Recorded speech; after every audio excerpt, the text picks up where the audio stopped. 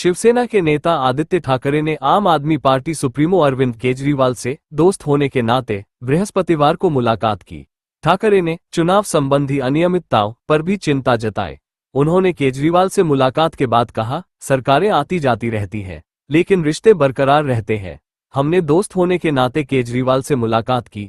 हालांकि हमारा लोकतंत्र स्वतंत्र और निष्पक्ष नहीं है, चुनाव स्वतंत्र और निष्पक्ष नहीं है, चाहे वह गठबंधन हो या सभी विपक्षी दल। हमें इस बारे में सोचना चाहिए कि हमारा अगला कदम क्या होगा, क्योंकि हमारे लोकतंत्र में चुनाव अब स्वतंत्र और निष्पक्ष नहीं रह गए हैं। आज अरविंद केजरीवाल साहब से मुलाकात हुई और शिवसेना उद्धव बाला साहब ठाकरे पार्टी के जो मन में है, जो दिल में है, वो साफ बात है कि सरकारें आते जाती रहती है, फिर आएगी, लेकिन रिश्ता तो ऐसे ही चलता रहेगा।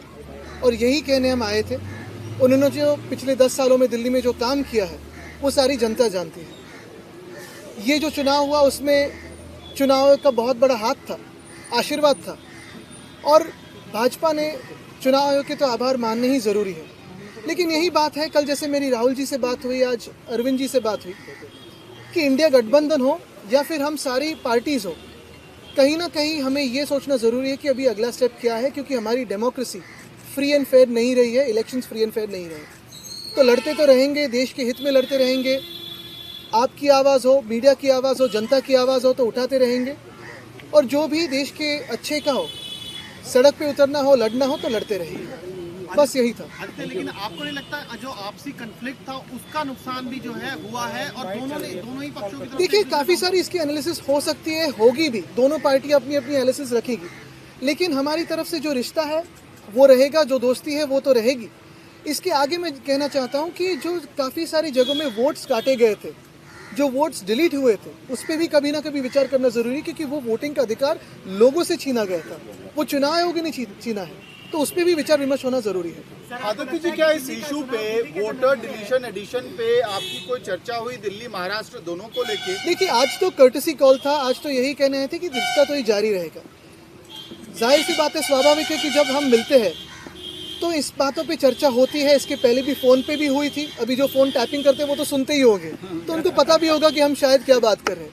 लेकिन हमने ये भी कहा है कि इस पर स्टडी करके जो हम प्रश्न चिन्ह उठा रहे हैं, जैसे महाराष्ट्र में 47 लाख वोटर्स कहाँ से बढ़े हैं, 76 लाख वोट्स आखिरी समय के बाद किसने वोटिंग किया है, इसकी कोई वीडियो फुटेज है क्या, टोकन्स है क्या? चुनाव आयोग इस पर बात करने के लिए बिल्कुल तैयार नहीं है।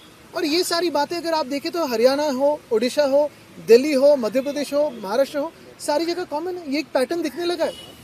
तो हमारे देश में आज फ्री एंड फेयर इलेक्शंस होते नहीं है, इसी का ये सबूत है। सर, कैसे टैकल करेंगे इस सिचुएशन को? अगर आप आरोप इलेक्शन कमीशन पे लगा रहे हैं तो फिर टैकल कैसे करेंगे, क्योंकि वही मेन बॉडी है? तो टैकल करने के लिए तो हम साथ में हैं और लड़ेंगे, क्योंकि ये देश हित की बात है। देखिए, कोई भी चुनाव जीत सकता है, हार सकता है, जीत भी सकता है वापस उसके बाद में, लेकिन फ्री एंड फेयर इलेक्शंस होना जरूरी है। अभी कई चुनाव आने वाले हैं, निगम के कई चुनाव, हरियाणा में आम आदमी पार्टी लड़ रही है, आप लोग लड़ रहे हैं, क्या इसे लेकर कोई स्ट्रेटजी? बिल्कुल लड़ते रहेंगे और अपनी अपनी स्ट्रेटजी सुधारते रहेंगे। तो वोट कटिंग क्या? देखिए, ये चुनाव आयोग के साथ हम चेस का गेम खेल रहे हैं। वो कोई एक तरीका अपना रहे तो हमें उसका एक उत्तर देना पड़ेगा, तो वो खेलते रहेंगे। खबरों के ताज़ा अपडेट के लिए चैनल को लाइक, शेयर और सब्सक्राइब करना ना भूले।